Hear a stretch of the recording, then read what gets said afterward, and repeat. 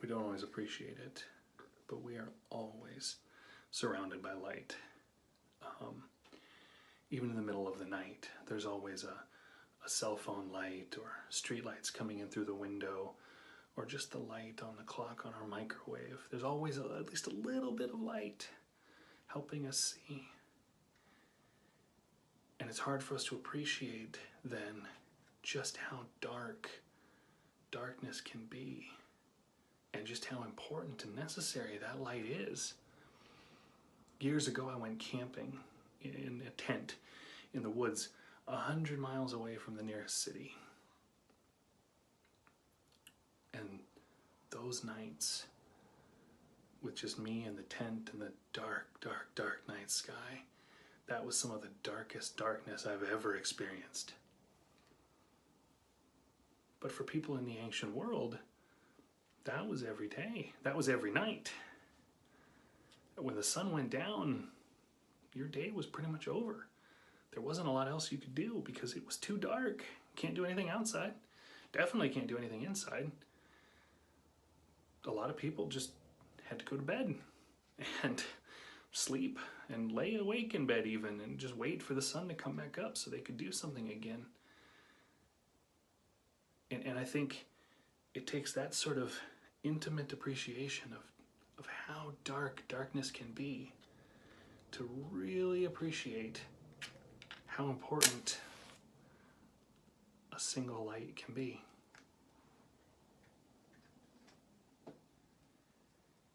In Matthew 5, which is very close to the beginning of the book of Matthew, and very close to the beginning of Jesus' public ministry, he's only just called his very first students to follow him. Not even called all 12 of them, not all 12 disciples. And he's just visited his very first few towns and healed his very first few people. And he's just started to attract a crowd following him around. And Jesus, in Matthew 5, sees the crowd and retreats up into the hills, the foothills of the mountains nearby. And the crowd follows him up there. And while he's up there, he starts to teach. And he starts to teach about the kingdom of God and how it's coming.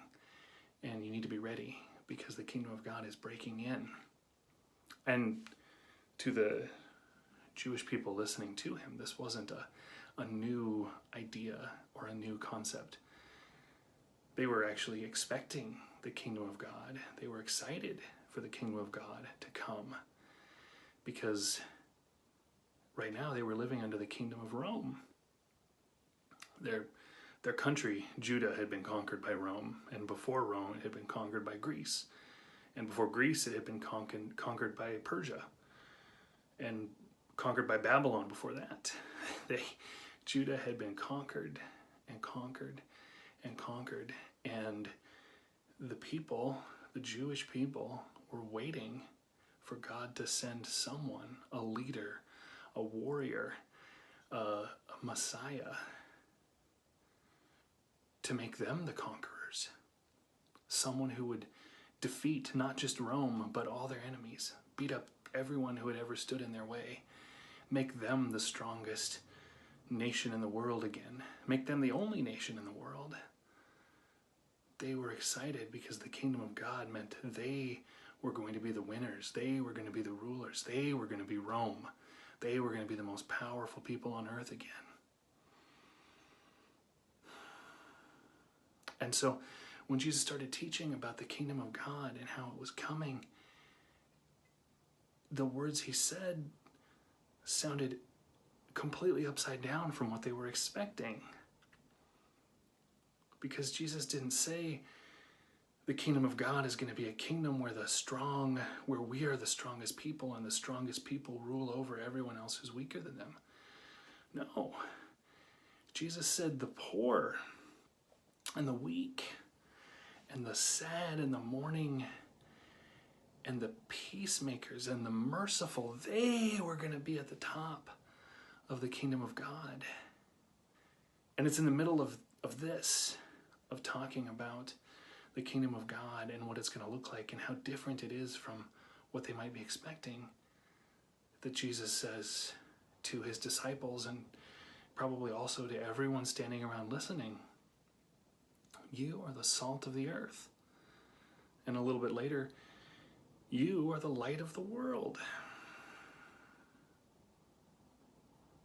Now I've heard a number of people talk about this. I've read a number of people writing about what this means and how to interpret this, and usually it goes something like, okay, well, what does salt do? What is salt used for? What are the attributes of salt? And some people will talk about how salt makes things taste better, and some people will talk about how salt preserves vegetables and meat from going bad or going rotten, and some people will talk about how salt was used in sacrifices or in ancient contracts or in ancient pay for workers.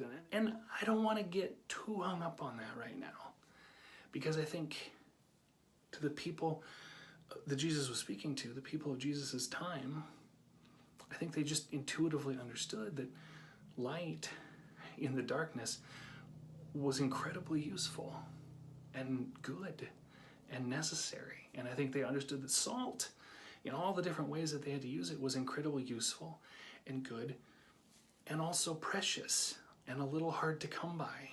They just like we have a light switch in every room, and they didn't. We have not just a salt shaker, but also like an extra container of salt up in the shelf that we can use to refill the salt shaker whenever the salt shaker is empty. And you go to the store and salt's like $1, and that wasn't the case. Salt was harder to come by. It was more expensive. There were probably times where you had to go without it, where they had to go without it. And so I think they just sort of intuited, when you're like, you are salt, you are light. I think to the people listening, they were like, oh, that means something good. That means we help, we make something better.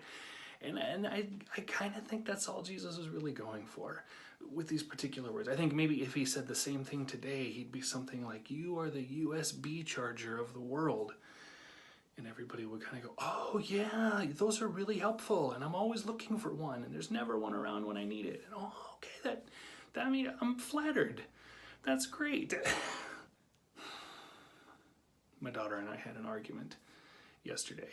My daughter's 6, and she was hungry, and she said, hey Dad, can I have a hard-boiled egg?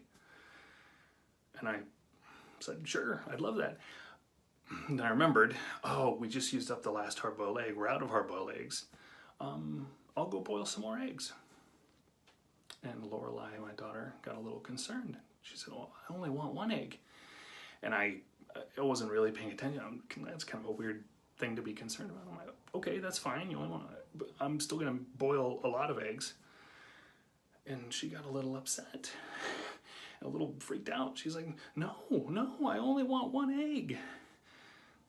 And we worked it out. I'm thinking in my head, I'm going to boil a lot of eggs, or I'm saying I'm going to boil a lot of eggs, and in my head I'm thinking, and I'm going to give you 1, and I'm going to put the rest in the fridge.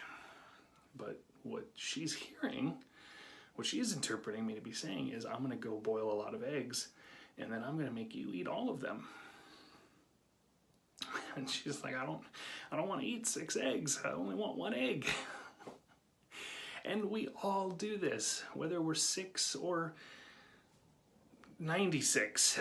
We all hear somebody say something, and then we try to interpret the context of what they're saying to get at what they really mean. And sometimes we mess up the context, and sometimes we hear them saying things that they didn't really say, and we hear them meaning things that they didn't really mean. And so every time I've heard someone talk about being salt or being light, it goes something like, okay, you read the passage and it says, okay, Jesus says, you are the salt of the earth. And so what Jesus is saying is that we need to become like salt.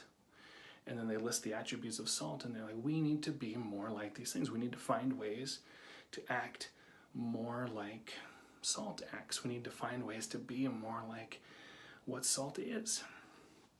And then they read, Jesus says, you are the light of the world, and they're like, So what Jesus is saying here is that God is the light of the world, and his light can reflect off of us and illuminate the darkness around us. And that sounds, great, right? Okay, Jesus says, like, work harder at being good. Jesus says, let me clean you. You're like a dirty mirror. Let me scrub you off, and then you can better reflect God's light. But that's not what Jesus says here. It's not. Jesus' words are pretty straightforward. And I even went and looked up somebody who broke down the Greek words that it was originally written in. And it's plural, active, present tense. You are, all of you are the salt of the earth. Right now. You, all of you, are the light of the world. Right now.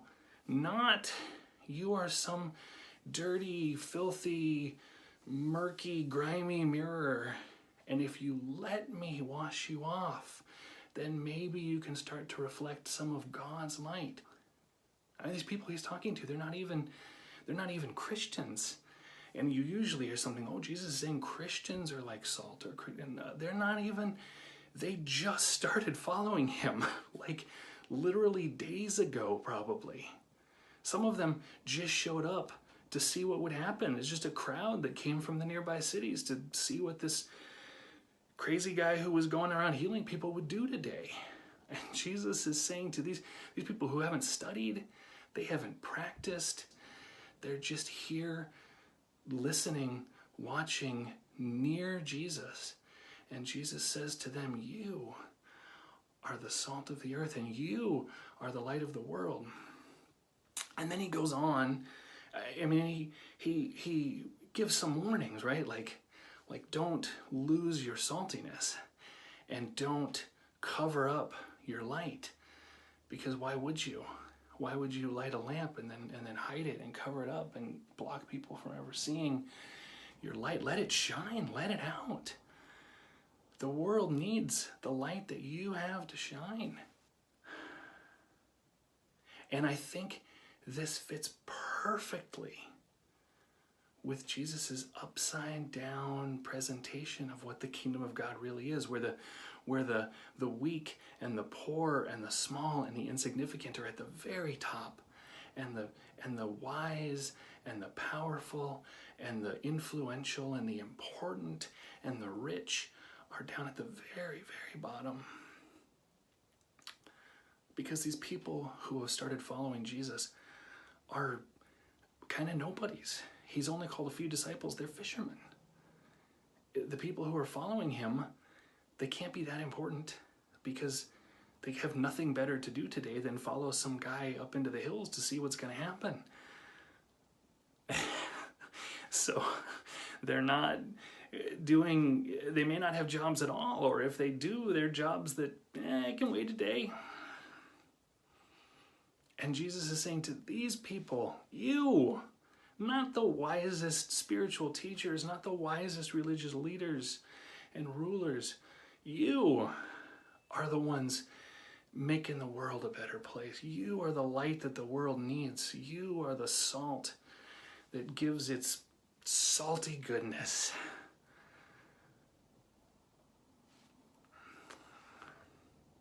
And we're so trained to hear that we're not good enough.